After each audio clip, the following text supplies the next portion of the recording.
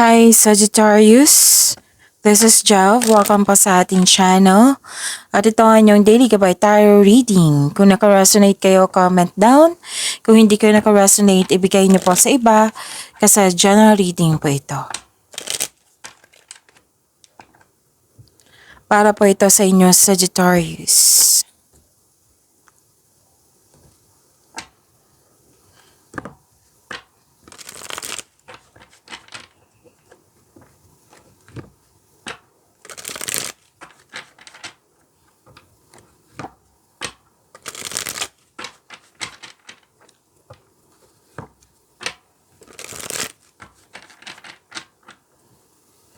Para po ito sa inyo Sagittarius.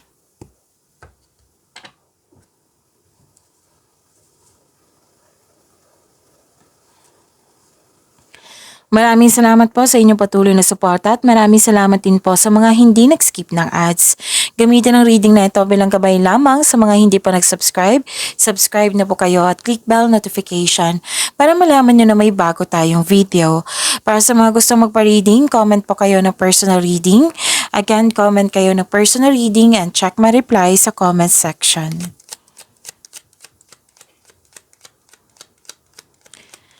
Spirits Guide, mga ganap po para kay Sagittarius. I need 3 cards po.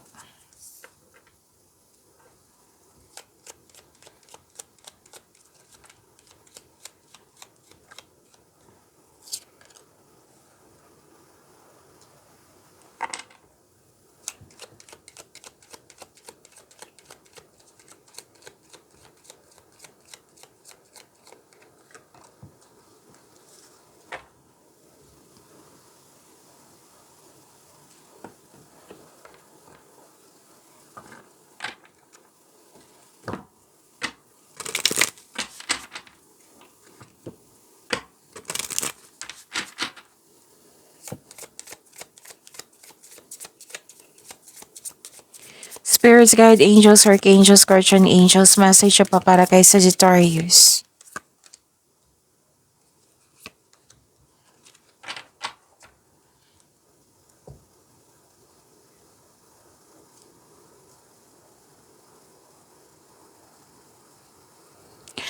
Sagittarius, wow, ang ganda.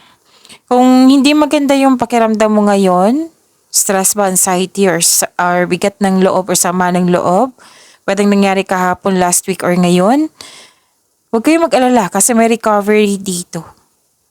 Claim niyo po yung recovery. Tapos nakita ko rin dito na sobrang happy mo kasi may success, may positive outcome. See? Ang ganda. So claim niyo po. May harvest pa. Wow. So this is harvest time.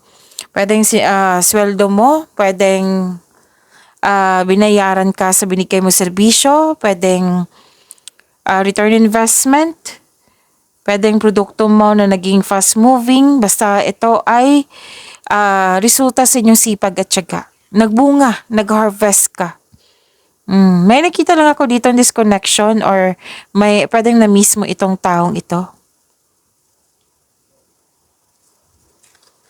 So may personal development dito, may nakita rin ako dito ang some of you nag-take time sa nature at nag-meditate, nag-grounding, personal development, and dito spiritual growth din.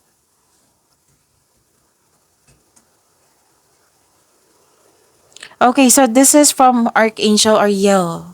Sabi po niya, peaceful warrior. So let's read. Thank you, Archangel Ariel, for helping me stand my ground with peace. So this is a blessing of peace. And this is express your creativity. Sabi po ng card nyo. So let's read. Thank you. Thank you, angels, for helping me to express my inner creator.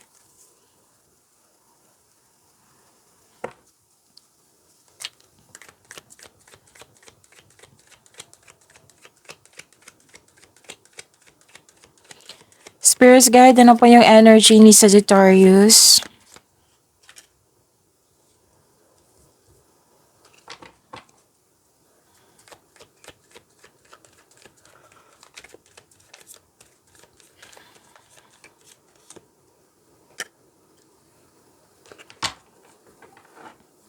Kung may narinig kayo or may nakita kayong repeating message, like for example, nanood kayo ngayon ng May 14, tapos May 14 and May 15, nanood kayo.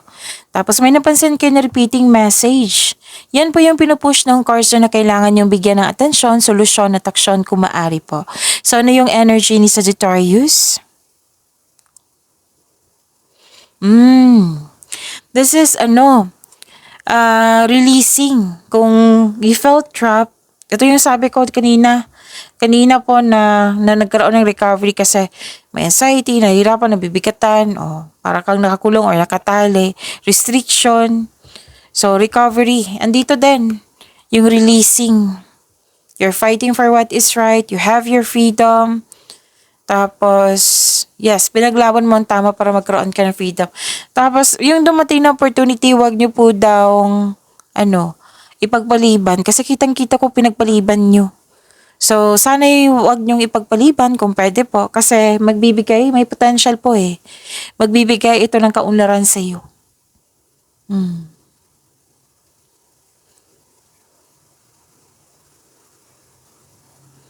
Kung gusto niyo malaman kung ano yung opportunity na ito, then ask your intuition para siguradong sigurado po. And this is victory. Ang ganda. Kasi nga may success and positive outcome na sobrang saya mo at dito rin. Sobrang saya mo kasi may sobra pa sa success. This is victory. This is recognition. May magandang balita po na parating or may bagay na matutupad. May parating na good news, especially after a period of struggle. Feeling proud ka sa accomplishment, in-acknowledge mo yung success, at makakatanggap ka ng papuri from other people. O, see, ang ganda. Nagsumikap ka at deserve mo itong tagumpay na ito. So, allow yourself to shine in this moment. At, nakatanggap kayo ng good news, ha? Claim nyo po. Pwedeng promotion din to. Or pwede din nagkaroon na ng financial growth. Pwede din, ito. Harvest. Harvest pa. Diba may sabi ko sa inyo sa oracle cards ng harvest? Lumabas sa tarot card nyo. Harvest. Your discipline and hard work are paying off. So, enjoy this time. This is harvest. Harvest. Yan.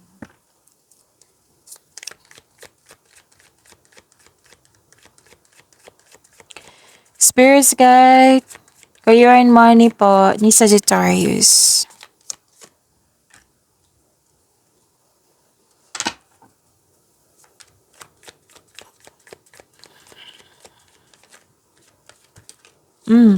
Kunin ko yung nauna.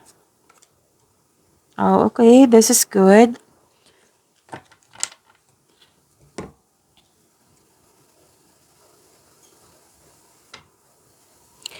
So, career and money nyo po. May nakita ako ditong, you felt defeated. May giving up akong nakikita dito or nahiya, shy or nervous. Lack of bravery, upset. Or ang taong nanloko sa'yo, nagbago na. Nagsinungaling to sa'yo noon. Nagbago na po daw siya. Sabi niya. So, may iniisip ka or may nararamdaman ka na hindi mo kaya mag-isa or akuin lahat yung mga ginagawa mo. Tapos, pwede din na na-disappoint ka you felt upset. Kasi may plano or strategy dito na hindi nag-work in your favor, na hindi nasunod yun. Oo. So, it needs to be approached from a different perspective. Huwag kayong mag-give up, sabi ng card. Huwag kayong mag-give up sa inyong ideas. Just organize lang po. Ayusin nyo. Just reorganize your thoughts around it and try looking at it from a new angle. So, may paranoia ako nakikita rin dito. Pwede kayo, ito or siya, na may paghihinala, yung iniisip mo na may tao or may bagay na gusto kang saktan or ipahamak kahit wala naman. Oo. So, yun, huwag kayong mag-alala kasi mismo ng card nyo dito na hindi ka mapapahamak. So, makinig kayo sa inyong intuition, lalo na sa ito, na makinig kayo sa intuition kasi hindi kayo mapapahamak sa inyong intuition. And this is abundance. This is success na lumabas din dito sa inyong oracle cards. So, claim nyo ha. This is success. This is abundance. Kitang-kita ko dito yung satisfaction mo. Clarity. You have strength. Oh, this is exciting opportunities. Yung opportunities na dumating sa inyo na nakikita ko dito na pinagpaliban, so wag nyo talaga ipagpaliban nyo. Kasi this is exciting, may potential. So, pwede na lang nagkaroon kayo ng financial growth or ito yung exciting opportunities, magkakaroon siya ng financial growth. So, makaka-receive ka ha. This is the second card, makaka-receive ka ng recognition. Recognition, sikat ka na. Kasi may mga napatunayan ka dyan na mabubuti. Like, may positive outcome, may nakilala ka na magaling ka. Or it might be you are a leader, so magaling ka na leader. Kasi may ginagawa ka dyan na nakilala ka. Tapos may grupo ng tao dito na gusto kang tulungan. It might be business partnership to na nagbibigay ito ng happiness sa'yo. Yung support, nagbibigay ng happiness sa'yo. So, this is success and achievement. This is, yes, this is, anong tawag dito? You receive support. Oh, may parating na malaking pera. Oo, may parating na malaking pera. Nagulat ako. Sorry. Nagulat ako.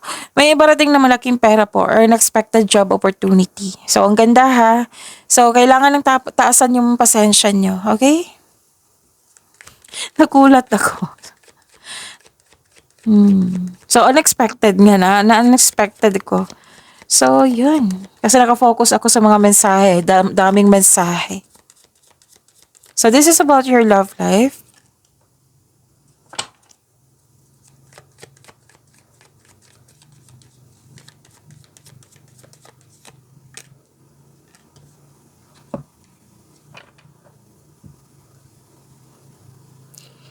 Naghahanap kayo ng sagot sa inyong mga katanungan, solusyon sa inyong problema. Sabi ng card, response agad ng card, nasa iyo na.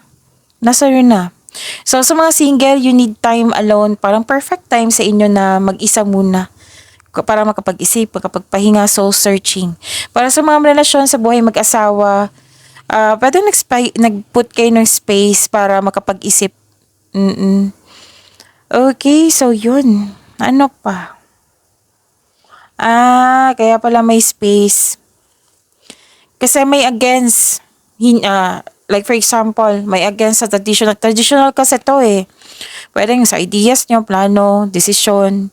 Pwede din sa traditional. For example, tuto sa kasal, tuto sa pagkikipagrelasyon, tuto sa mga gusto mo, ganun. Hindi nagkasundo. So, nag-put space. Pero mag-usap pa rin kayo nito. Oo. Magiging maayos din, huwag kayong mag-alala. So, pagyamanin niyo po yung blessings na binigay sa inyo. Sagittarius, see you tomorrow. Maraming salamat po.